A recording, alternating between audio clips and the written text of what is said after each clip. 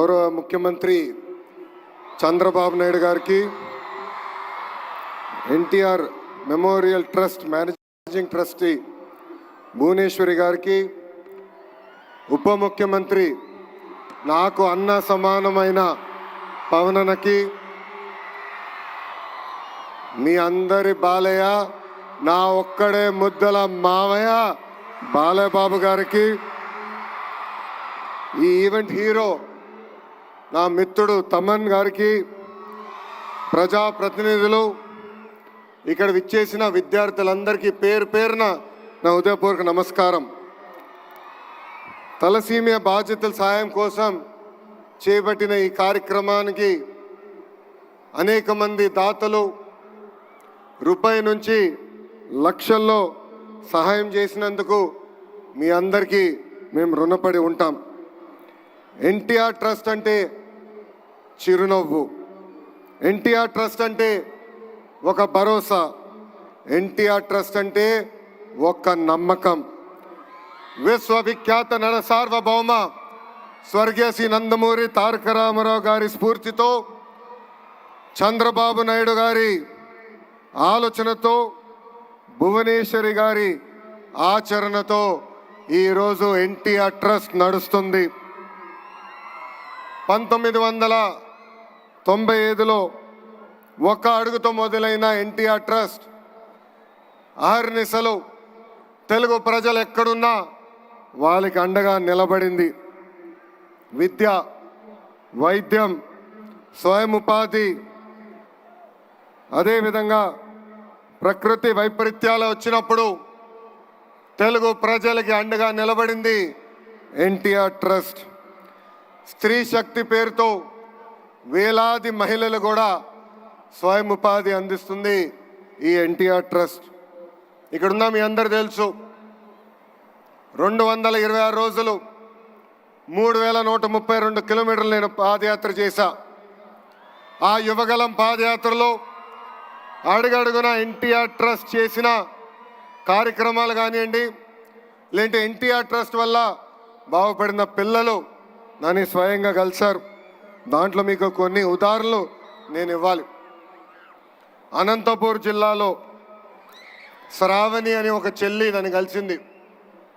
మధ్యాహ్నం లంచ్ కోసం బ్రేక్ అయినప్పుడు ఆమె వచ్చి నన్ను కలిసి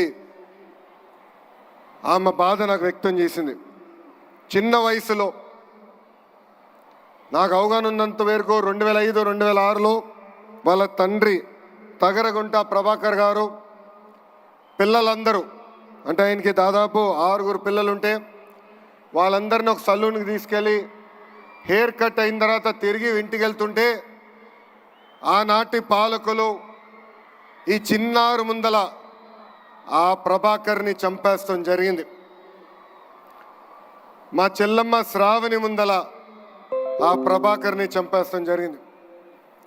ఆనాటి ప్రతిపక్ష నేతగా ఉన్న చంద్రబాబు నాయుడు గారు ఆ 6 బిడ్డల్ని నా సొంత అక్క చెల్లెల్లాగా చాకి వాళ్ళందరినీ ఈరోజు ప్రయోజకులుగా మార్చడం జరిగింది. శ్రావణితో పాటు ఆమెకున్న అక్కలు కానీ అన్నలు ఈరోజు బెంగళూరులో కానీ, హైదరాబాద్లో కానీ, చెన్నైలో కానీ ఐటీ రంగంలో అద్భుతంగా ముందరికెళ్తున్నారు. అదేవిధంగా అదే అనంతపూర్ జిల్లాలో మౌనికాని కూడా కలిసా. మౌనిక తండ్రి శ్రీనివాస్ గౌడ్ని కూడా ఫ్యాక్షన్ దాడిలో చంపేస్తే మౌనికాని ఆమె చెల్లి నాగమణిని కూడా చదివించింది గౌరవనీయులు చంద్రబాబు నాయుడు గారు. నాకు ఇప్పుడు కూడా బాగా గుర్తు, ఇంట్లో ఎప్పుడు ఎన్టీఆర్ ట్రస్ట్ గురించి ఆయన మాట్లాడేవారు, స్కూల్ గురించి మాట్లాడేవారు. ప్రత్యేకంగా ఆయన మేనేజింగ్ ట్రస్టీగా ఉన్నప్పుడు స్కూల్కి వెళ్ళి పిల్లలకి కౌన్సిలింగ్ ఇచ్చేవారు. నేను అడిగేవాడిని, నాకు మీరు అంత సమయం ఇవ్వట్లేదు కానీ అక్కడున్న పిల్లలకి అంత సమయం ఎందుకు ఇస్తున్నారని. అప్పుడు ఆయన ఒక మాట చెప్పారు, ఫ్యాక్షన్లో ఎవరన్నా చనిపోతే కుటుంబ సభ్యులందరూ ఒక ప్రతిజ్ఞ తీసుకుంటారు, చంపిన వాళ్ళని తిరిగి చంపాలని. దానికి నేను ఫుల్ స్టాప్ పెట్టాలనుకున్నాను, అందుకే ఆ పిల్లలకి నేను స్వయంగా కౌన్సిలింగ్ ఇస్తున్నానని చెప్పిన వ్యక్తి చంద్రబాబు నాయుడు గారు. ఇంతేకాదు ఇప్పుడు కూడా నాకు బాగా గుర్తు 2013లో బ్రహ్మణి గ్రాడ్యుయేషన్కి మేము అందరం వెళ్ళాం. అమెరికాకి వెళ్ళి తిరిగి వచ్చే సమయంలో మేము న్యూస్లో చూసాం ఉత్తరాఖండ్లో వరదలు బాగా వచ్చినాయి, అక్కడికి వెళ్ళిన ప్రయాణికులందరూ చిక్కుపోయారని. ఇక్కడ చాలామందికి తెలుసు అమెరికా నుంచి వచ్చినప్పుడు జెట్ లాగ్ అనేది ఉంటుందని. పొద్దున 3ంటికి వచ్చాం, నేను హాయిగలి పడుకున్నా. మధ్యాహ్నం లేచి బయటకు వచ్చి అమ్మని అడిగా, నాన్నగారు ఎక్కడున్నారంటే ఇప్పుడే ఢిల్లీకి వెళ్ళారు, ఉత్తరాఖండ్లో ఏం జరుగుతుందో తెలుసుకుందామని బయలుదేరారని.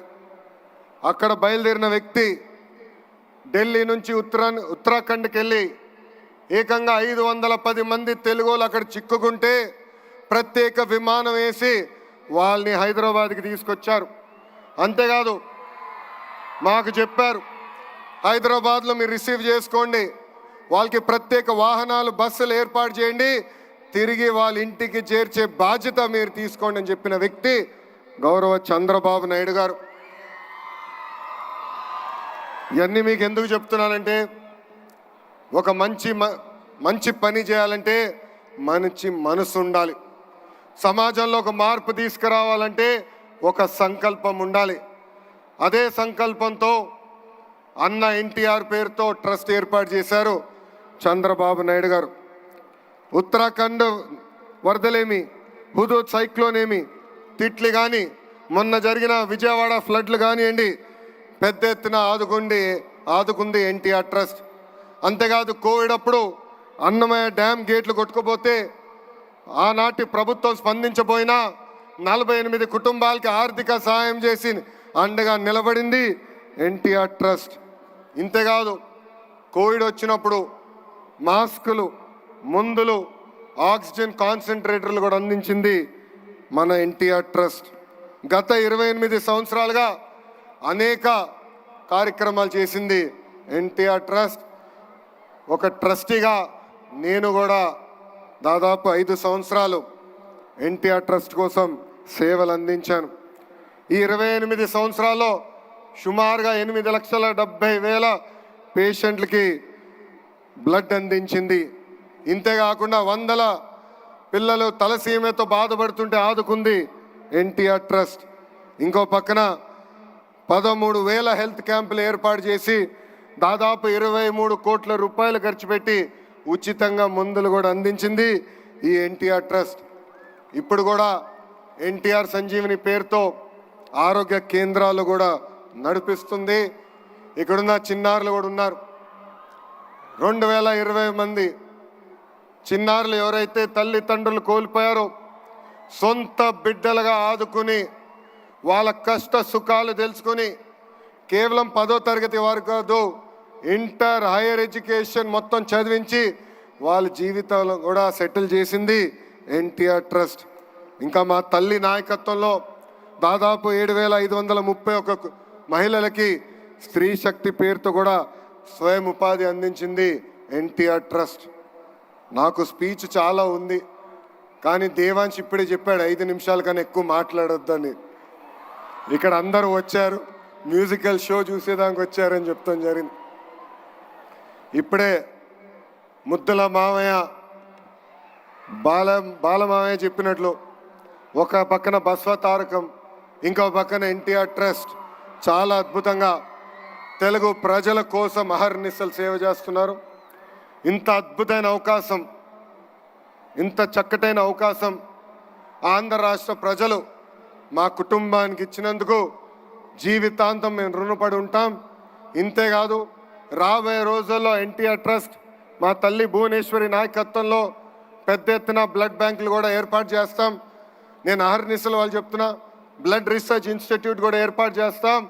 బ్లడ్లో అగ్రస్థానం రీసెర్చ్ చేసే బాధ్యత ఎన్టీఆర్ ట్రస్ట్ తీసుకుంటుందని సభాముఖంగా తెలుగు ప్రజలందరూ తెలుపుకుంటూ మీ అందరి దగ్గర నుంచి సెలవు తీసుకుంటున్నాం.